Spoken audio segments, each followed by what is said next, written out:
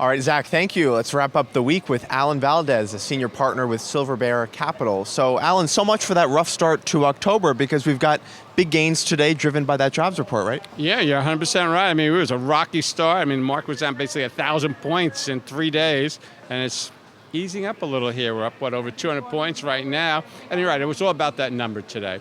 But what really traders love to see was the unemployment rate fall, 50-year low.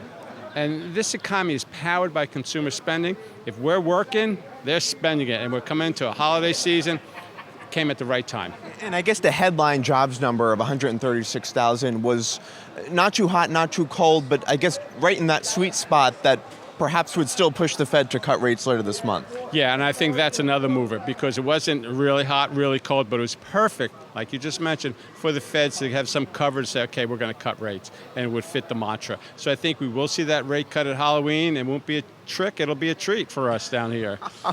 Well, I mean, on that note then, how do you position your portfolio? Because stocks are now getting closer to those record high levels. Yeah, I've been preaching this, that I really believe that the market's going to go higher. Will it go to 30,000?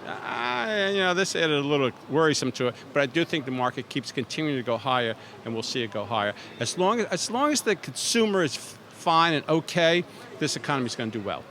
Did the little bit of the weak wage growth this morning, 2.9% year over year, does that worry you from a consumer perspective?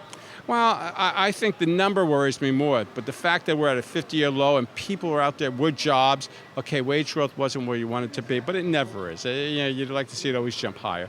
But if they're making money, they're going to be spending it, it'll work. All right, we'll leave it there. Alan Valdez, have a great weekend. Thank you. Zach, back to you.